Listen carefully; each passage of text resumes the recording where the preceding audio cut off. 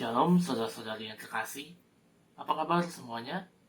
Bersyukur kepada Tuhan walau dalam kondisi saat ini karena kita masih rindu untuk mendengarkan firman Tuhan. Saya akan merenungkan firman-Nya mengenai penghiburan Tuhan kepada seorang tokoh Alkitab bernama Baruk yang juga akan menghibur kita di tengah permasalahan yang terjadi. Sebelum itu, mari kita siapkan hati. Kita bersatu di dalam doa. Tuhan, kami mengucap syukur atas kesempatan yang Engkau berikan kepada kami, sehingga kami dapat mendengarkan firman-Mu di tengah aktivitas-aktivitas kami. Saat ini hamba-Mu akan menyampaikan kebenaran firman-Mu. Tolong hamba-Mu yang di dalam keterbatasan ini, sehingga firman yang disampaikan dapat menguatkan iman kami, juga semakin menyadarkan kami bahwa Engkau lebih berharga daripada apapun. Terima kasih Tuhan. Di dalam nama Tuhan Yesus Kristus, kami berdoa dan mengucap syukur. Amin. Saudara-saudari yang terkasih, siapakah orang yang tidak pernah menderita selama hidupnya di dunia? Tentu kita akan menjawab tidak ada. Karena semua orang pernah menderita, baik presiden, saudara-saudari, dan juga saya sendiri tentunya. Bahkan Tuhan Yesus pun menderita untuk kita semua. Namun, apakah kita semua sudah tahu dari manakah penderitaan yang kita alami berasal? Dan apakah yang kita lakukan apabila kita tahu bahwa penderitaan yang kita alami ini diizinkan oleh Tuhan? Sebelum kita mengetahui jawabannya, mari kita mengenal siapa itu Baruk di dalam kitab Yeremia dan apa yang terjadi padanya. Perkenalkan, dia adalah Baruk bin Neria. Ia adalah juru tulis yang membantu Nabi Yeremia untuk menuliskan nubuat-nubuat dari Tuhan yang Yeremia ucapkan. Sama seperti Yeremia, ia menjalani begitu banyak penderitaan di dalam hidupnya. Di dalam Yeremia pasal 36, Raja Yehuda yang jahat bernama Yoyakim merobek dan membakar tulisan nubuat Tuhan yang ia tulis, bahkan memerintahkan untuk menangkap dia dan Yeremia. Namun Tuhan menyembunyikan mereka, sehingga mereka selamat, dan ia kembali menulis nubuat yang dibakar itu atas perintah Tuhan. Belum selesai sampai situ.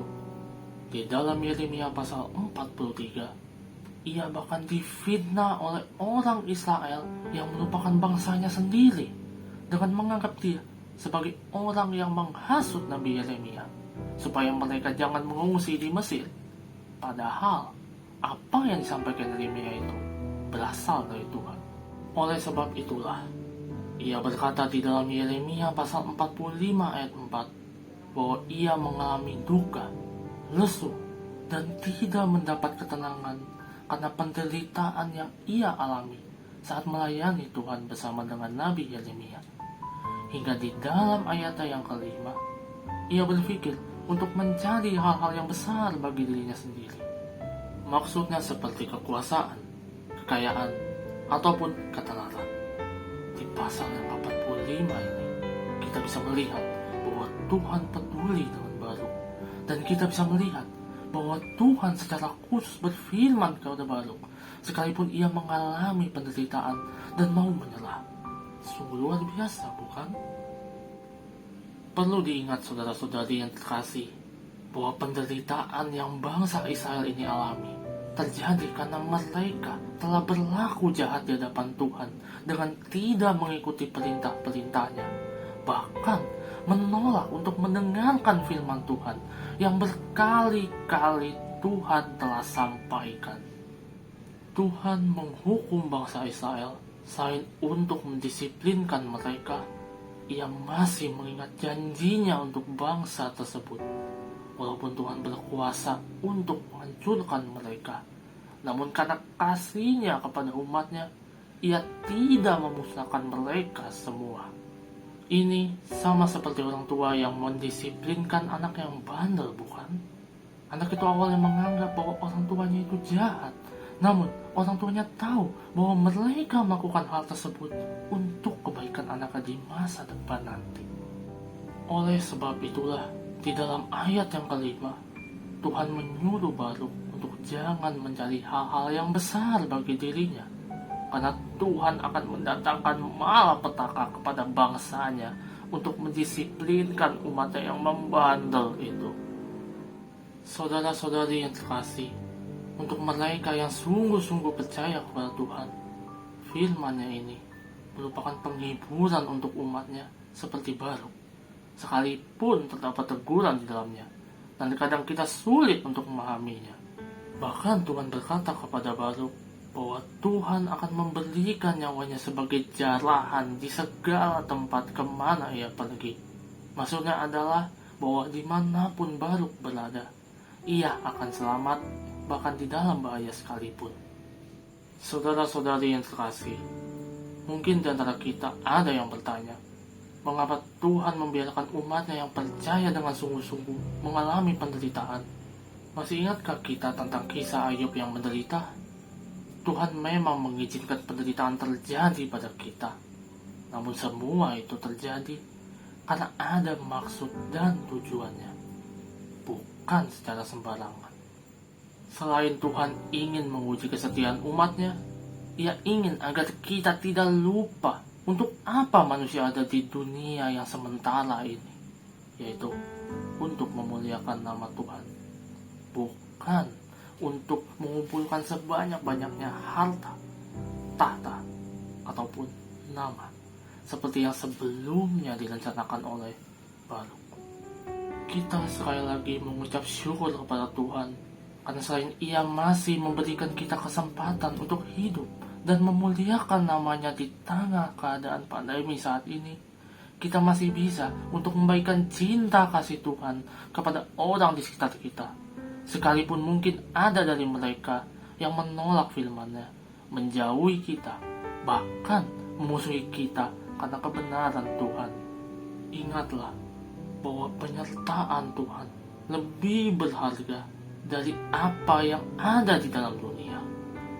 Memang Tuhan mengizinkan penderitaan datang dalam hidup kita, tetapi itu bukan alasan kita untuk menjauh daripadanya. Kisah Baruk ini mengingatkan saya pada kisah seorang yang mana ini kisah nyata. Ada seorang yang dipersiapkan untuk menjadi hamba Tuhan dengan belajar di sekolah tinggi. Tetapi seperti kisah Baruk tersebut, di dalam hatinya, ia memiliki keinginan mencari hal-hal yang besar bagi dirinya sendiri. Salah satunya adalah nama. Karena di tempat kelahirannya, ia adalah minoritas. Bahkan salah satu hamba Tuhan membuatnya kecewa. Walaupun ia mendapatkan nama dan menjadi berkat untuk banyak orang, hatinya terasa kosong dan hidup dalam ketakutan. Karena terkadang ia berusaha untuk menyenangkan manusia melalui pelayanannya, bukan untuk menyenangkan hati Tuhan. Hingga suatu hari, Tuhan mengizinkan ia jatuh karena orang-orang terdekatnya mengecewakan dia dengan memanfaatkan namanya. Sehingga itu membuatnya sadar akan pentingnya penyertaan Tuhan di dalam hidupnya. Dan orang tersebut adalah orang yang duduk di sini untuk menyampaikan kebenaran firman Tuhan. Melalui kejadian ini, Tuhan membuat saya sadar bahwa penyertaannya lebih berharga dari apapun. Amin, saudara-saudari yang terkasih. Melalui kedua kisah tersebut, mari kita menjawab pertanyaan ini di dalam hati kita. Apakah yang kita cari di dunia saat ini? Apakah harta? Apakah tahta? Apakah nama? Atau apakah penyertaan Tuhan? Kiranya melalui firman yang telah disampaikan, kita tetap semangat untuk menjalani kehidupan dan terus melayani Tuhan dengan sukacita. Mari kita berdoa. Tuhan, tidak henti-hentinya kami mengucap syukur kepadamu, karena Engkau begitu menyertai kehidupan kami, sekalipun terkadang kami tidak menyadarinya.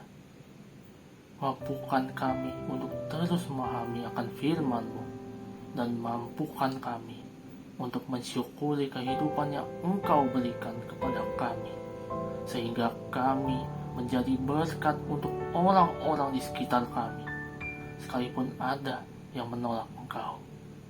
Terima kasih Tuhan. Di dalam nama Tuhan Yesus Kristus, kami berdoa dan mengucap syukur.